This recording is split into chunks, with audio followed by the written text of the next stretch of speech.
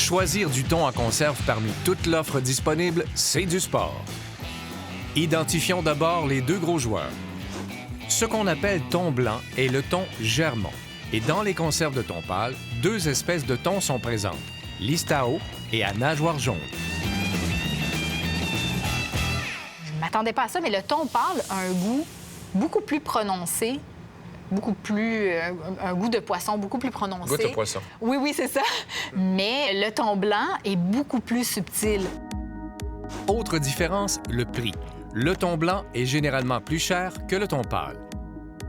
Mais qu'il soit blanc ou pâle, le thon émietté ou en morceaux est moins cher, car il est fait à partir des retailles de thon entiers. C'est de Thaïlande que proviennent presque toutes les boîtes de thon. Et les poissons mis en conserve dans cette région du monde n'échappent pas à la pollution liée au mercure. Marc Amiot, spécialiste en écotoxicologie, étudie ses effets sur l'humain. Bien, le fœtus peut développer des problèmes neurotoxicologiques avec une baisse de quotient intellectuel, un retard moteur, un retard verbal. Mais ça prend des bonnes concentrations quand même. Ce n'est pas un phénomène qu'on retrouve couramment. La compagnie Cloverleaf vend chaque année près de 70 millions de conserves de thon au Canada. Guy Boucher en est le responsable des ventes. La seule restriction qu'on a de Santé Canada, c'est sur le thon blanc. Et la raison, c'est que c'est un plus gros prédateur. Donc, lui va consommer une grande quantité de proies, de sardines, de plus petits poissons qui contiennent du mercure. Donc, c'est pour ça qu'il y a un taux de mercure plus élevé, mais qui est quand même bien en deçà des normes canadiennes. C'est une directive qui est faite pour protéger les fœtus et les jeunes enfants qui sont en développement. Quand ils sont en développement, on veut vraiment éviter leur exposition parce que c'est un moment clé dans leur développement intellectuel. Tout le reste de la population n'a pas à se retenir ni pour le thon pâle, ni pour le thon blanc en conserve. Le scientifique et son équipe poursuivent leurs recherches sur le sujet. Présentement, on assume que tout le mercure qu'on prend dans notre corps à travers un poisson va dans notre sang et éventuellement est distribué dans notre corps. Or, nos recherches semblent indiquer que c'est peut-être pas vrai. Donc, avec le temps, si on se rend compte que seulement une petite proportion se retrouve dans notre corps, bien, on pourrait ajuster nos guides de consommation. En attendant, c'est davantage le sodium présent dans certaines conserves qui doit nous préoccuper. Ça varie énormément en termes de sodium. On va avoir justement des conserves qui l'indiquent clairement, sans ajout de sel. Dans le cas du Rain Coast, ici, dans une portion d'un tiers de tasse, j'ai 15 mg de sodium. C'est rien du tout. À titre de comparaison, si nous allons sur le Rio Mare à l'huile d'olive, oui. Pour le contenant au complet, nous avons 620 mg de sodium. Si on mange la conserve au complet, 600 à 620 mg, là, on rentre dans le groupe des charcuteries, là, pratiquement. Des 40 conserves de thon étudiées, 11 se retrouvent au banc des punitions pour excès de sodium.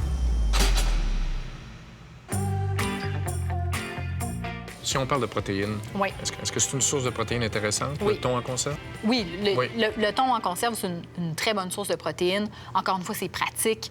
On n'a pas besoin de le cuire, de le préparer. On met ça dans une salade ou dans ce qu'on veut. Donc, oui, côté protéines, c'est très intéressant. Parce que même celle-là, elle est toute petite, mais là, ici, on est à 16 grammes de protéines. Parce que dans un repas, on vise autour de 15, si je ne m'abuse. Puis, si on se fait une salade, on va peut-être ajouter autre chose. Est-ce qu'on va ajouter des noix? Est-ce qu'on va ajouter du fromage? Donc, il va y avoir d'autres sources de protéines aussi dans notre repas. Donc, c'est déjà un bon départ, même avec la petite conserve. Riche en protéines, le thon en conserve perd toutefois des points lorsqu'il est question d'oméga 3. Bien, au niveau des oméga-3, le thon en conserve, c'est pas ce qu'il y a de plus intéressant. Si on compare avec d'autres poissons gras, par exemple, le saumon sauvage va avoir 2 fois plus d'oméga-3 que dans la même portion de thon blanc. Si le thon est notre source d'oméga-3 pratico-pratique qu'on va aller chercher un petit peu à chaque semaine, ça peut être intéressant quand même de considérer là, comme une source d'oméga-3. Depuis quelques années, de nouvelles recrues ont fait leur apparition en épicerie. Les consommateurs qui veulent des produits, des solutions rapides, se dirigent vers les thons qu'on appelle à valeur ajoutée. Donc, des thons de base où on a ajouté des saveurs, des aromates. Les thons à valeur ajoutée, ça représente présentement plus de 20 de toutes les conserves de thon qui sont vendues. Et c'est ce segment-là qui est en forte croissance. Alors, ça, avec différentes saveurs assaisonnées. Qu'en pensez-vous? Comme si c'était pas déjà assez pratico-pratique, la conserve de thon, on l'a assaisonnée pour vous. Quels sont les ingrédients de ce thon? Sucre, troisième ingrédient. Pourquoi je mettrais du sucre dans mon thon? 9 grammes. Quand même. Tu sais, c'est tout petit, là, ça, là. Une conserve, 2 cuillères à thé de sucre là-dedans. Tu sais, c'est du thon. C'est pas comme... je veux dire, c'est pas de la confiture, là, tu sais. Fait que... De plus en plus de consommateurs s'intéressent à la pêche durable.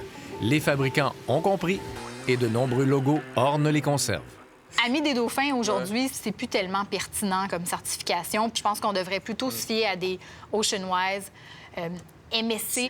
Ce qu'on reconnaît le plus à l'échelle mondiale, en fait, c'est la certification du MSC, qui est le Marine Stewardship Council. C'est l'organisation qui émet des certifications sur les marques de commerce à travers le monde, qui respectent des normes très, très strictes sur, justement, les pêches durables, le respect de l'écosystème. Donc, les marques qu'on retrouve présentement, qui ont la certification MSC, vous avez Raincoast, Wild Planet, vous avez Wild Selection. Et dans les prochains mois, les prochaines années, tous les produits Cloverleaf, et je dirais la majorité des marques, vont aussi s'assujettir au logo du MSC. La question de traçabilité commence aussi à faire son apparition, comme ici sur les conserves irrésistibles ou encore chez Cloverleaf. En fait, depuis 2016, c'est 100 % interactif pour les consommateurs. Avec le code de la conserve, vous pouvez avoir toutes les informations, à savoir l'espèce, comment il a été pêché, dans quel océan, par quel bateau, même la durée de sortie en mer du bateau et quelle usine l'a mis en conserve. À vous maintenant de choisir vos étoiles du match. Pour leur implication face à la pêche durable, certaines marques se distinguent. Pour leur faiblesse en sodium, beaucoup en contiennent peu ou pas. Pour le prix, tous les thons pâles en morceaux ou émiettés.